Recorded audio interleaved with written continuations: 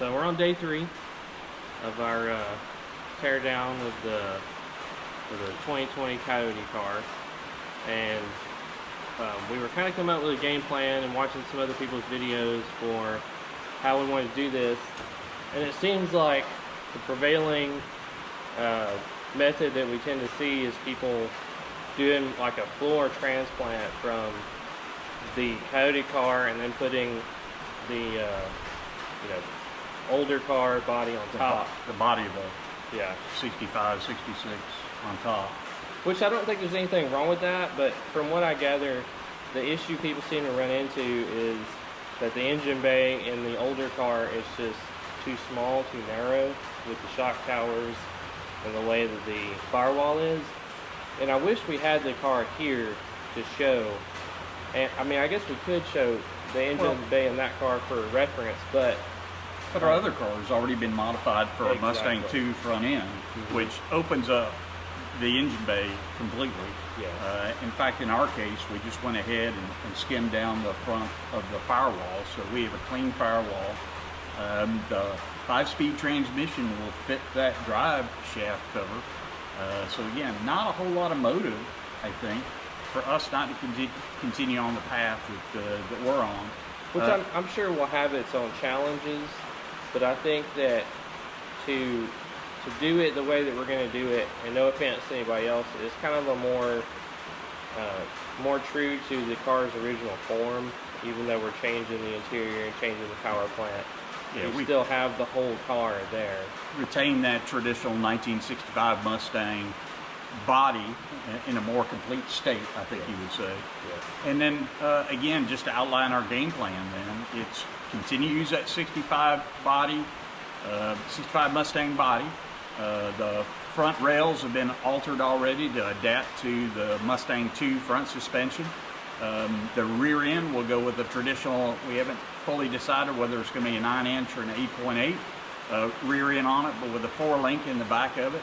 And then bring the Coyote engine, transmission, 5-speed in this case, over. And then bring over as well all the other components that are traditionally under the hood of a late model Mustang. Bring over the dash, bring over as well the interior to the extent possible. Yeah, mainly like the console and the seats, and I don't know that the back seats and everything will work. We're going to attempt that, but I think our main focus is the dashboard with all the electronics in it, steering wheel that goes with it, the console, and try to wire up all the lights and everything to work properly.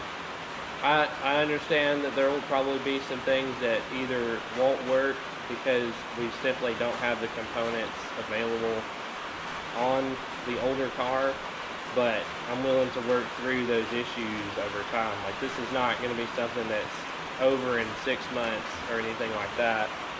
It'll be a continuous work in progress, but there are lots of other projects around too, so once we get the main bulk of this done, we can come to mess with it for your leisure once it's drivable under its own power. Yeah, we sort of thought about calling this series Farm Fresh Mustangs, only because we do live on a cattle farm and hay farm. And then Andrew will show you around in just a minute, but we kind of have a stable of Mustangs that we're growing here. So again, just a thought. Yeah, currently there's only 3 in here now if you count the donor car, but then there's still an additional 2 more cars that are in various places. In states of disrepair. But disassembly. Yeah, and I'm sure you can hear it's raining pretty good. There's also other cars, other projects on the property to explore at a later date. Probably leave those remain a little bit of a mystery if you want to kind of guess as to what that might be. But yeah, I think we'll go up and kind of take a little bit of a walk around, at least show this particular facility. But obviously, we have the car we've been working on, but and 2 of the 3 other vehicles in here that are of note do run. So this is one 1988 Ford Bronco. My wife bought this brand new. We did 30 years in the Army with this vehicle. It's been everywhere from Hawaii to many places in the United States. Today my son has adopted this, so he drives it predominantly. And I'll just show the interior real quick. That we don't have the keys with us to start it right this second, but you know, pretty clean vehicle for what it is. Yeah. And then I want to say it's only got like 81,000 original miles on it. So pretty awesome. Pretty original, other than a mild kit on it.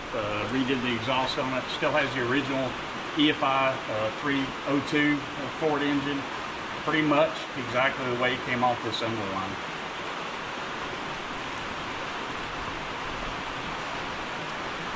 And then, so over here is Jim's brother's 01 GT.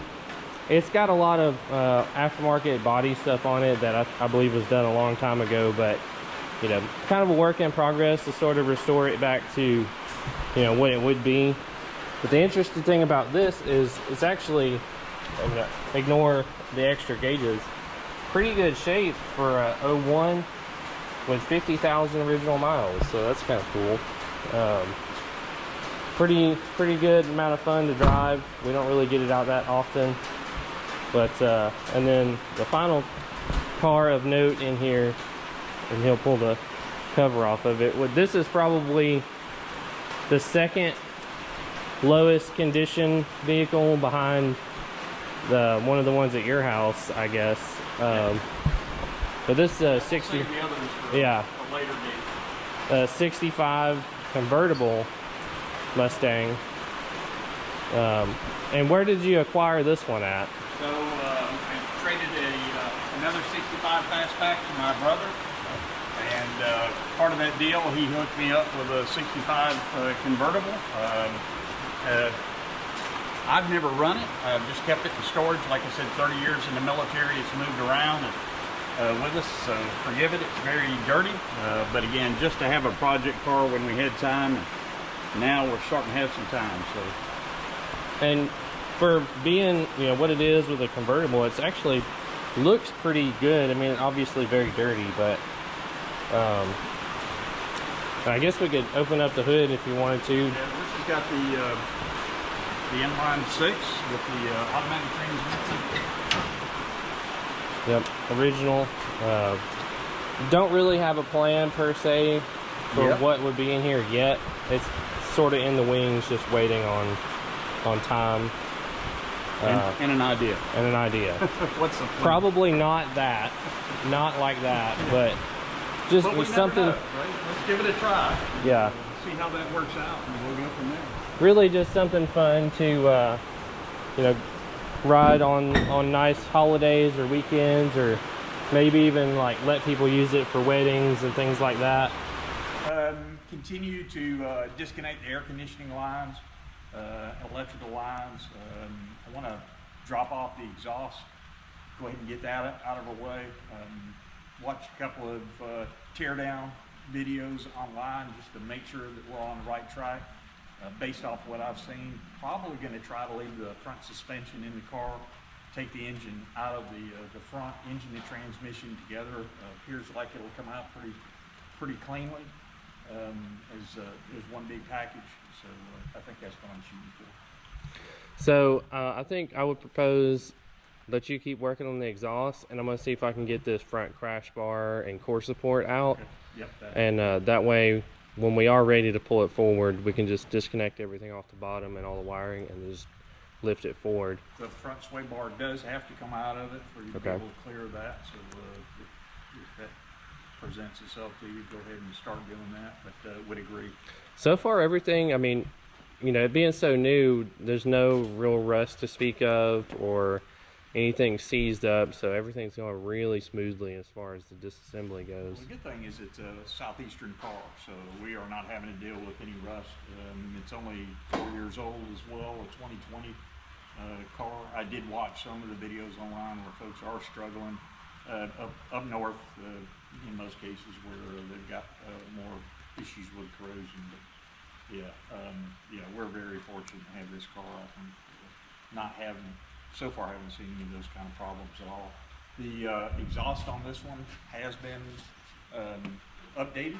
There's some aftermarket. It looks like the mufflers are out. There's some sort of a resonator that's in there, but again, I don't think that'll present us any kind of a problem. We could, well, probably, I'd have to look at it to know for sure. I'm sure we could probably get the exhaust off, besides the manifolds, probably in one unit.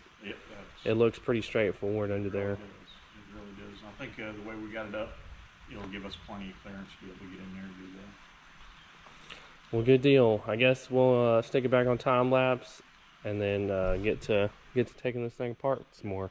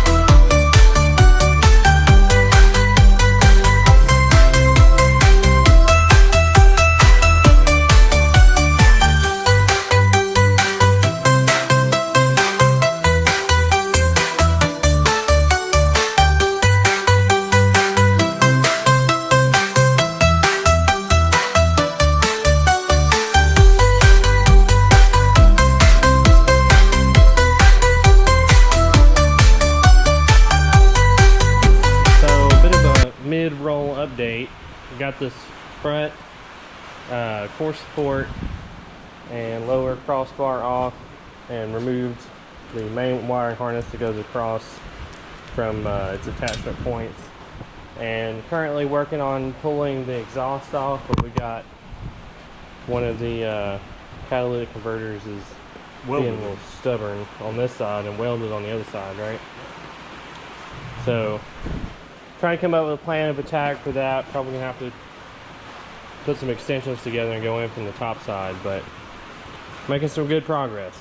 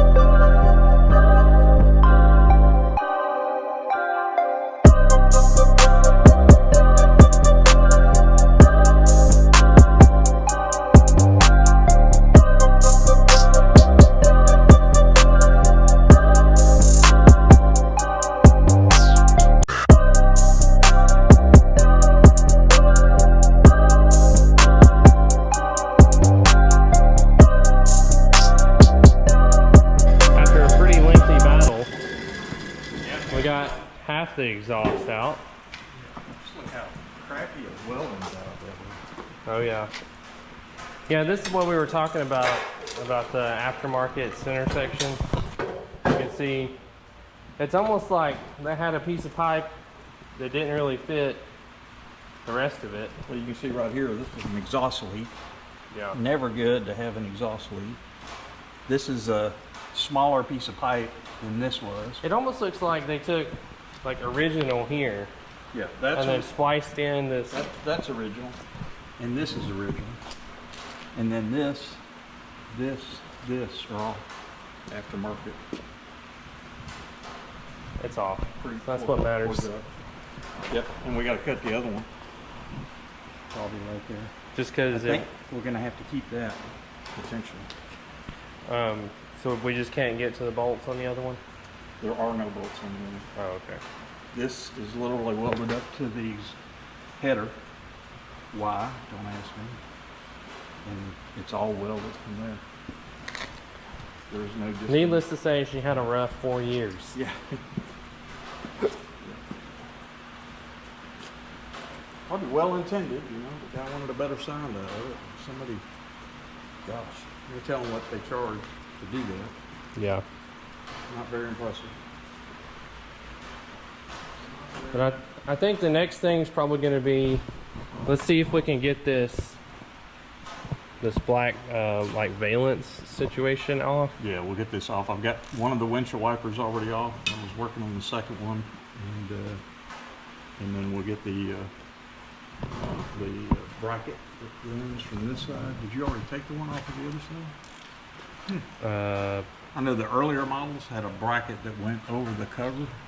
No, this one doesn't have that. But this one did not have that. Yeah, you can see where it goes, like here. Yeah. But this one doesn't have it. I think that might have been like a premium, GT premium or something option, but don't quote me on that. This one didn't get that. It did not.